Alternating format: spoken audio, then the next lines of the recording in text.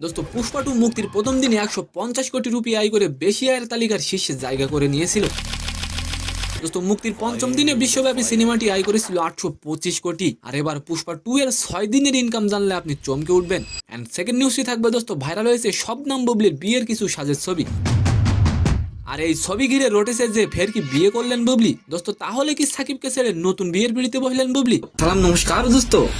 দোস্ত 10 দিনে 1000 কোটি টাকা রেকর্ড করেছিল প্রবাসের বাহুবলী 2। দোস্ত এছাড়া ট্রিপল আর মুভিটি 1000 কোটি টাকা ইনকাম করেছিল 16 দিনে। এছাড়া একাধিক ভারতীয় ছবি 1000 কোটি টাকার গন্ডি টপকেছে। এই তালিকায় আছে কেজিএফ চ্যাপ্টার 2, কলকি 2898 এডি। দোস্ত অন্যদিকে জওয়ান ও পাঠান যথাক্রমে 1000 কোটি টাকা ইনকাম করেছিল।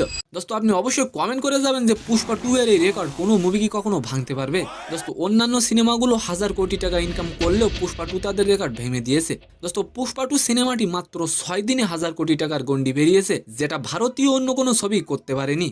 দোস্ত পুষ্পা 2 এর প্রিমিয়ার শোতে পদপিষ্ট হয়ে এক ভক্তের মৃত্যু হয়। আল্লু অর্জুন সেই পরিবারকে 25 লক্ষ টাকা সাহায্য করেছেন। দোস্ত নেটিজেনরা মনে করছেন পুষ্পা 2 মুভি এভাবে চলতে থাকলে ভারতের 1 নম্বর মুভির খেতাব পাবে। দোস্ত সেকেন্ড নিউজটি হলো শবনম বুবলির বিয়ের সাজের কিছু ছবি নেট দুনিয়ায় বর্তমানে ভাইরাল। দোস্ত এই ছবিগুলোকে ঘিরে অনেকেই ভাবছেন ফের কি বিয়ের পিড়িতে বসলেন বুবলি। কেউ কেউ এমনও বলছেন বুবলির সঙ্গে বরের সাজে থাকা ছেলেটিকে। দোস্ত এই বিষয়ে বুবলি চুপ থাকলেও মুখ খুলেছেন কোরিওগ্রাফার গৌতম শাহ। বুবলিকে বউ সাজিয়েছেন তিনি বলেন বুবলিকে নিয়ে তিনি শুট করছেন। তিনি জানান ভাইরাল ছবিগুলোর সঙ্গে যে ছেলে মডেলকে দেখা যাচ্ছে তার নাম ওয়াসিম খান, তিনিও একজন মডেল। সুতরাং বুবলি নতুন করে বিয়ের কোনো পিড়িতে বসেননি। তো সম্মানিত দর্শক, আজকের ভিডিওটি কেমন লাগলো অবশ্যই কমেন্ট বক্সে জানাবেন। আর ভিডিওটি যদি ভালো লাগে অবশ্যই একটি লাইক দিয়ে আমাদের চ্যানেলটিকে সাবস্ক্রাইব করে দিবেন। ধন্যবাদ।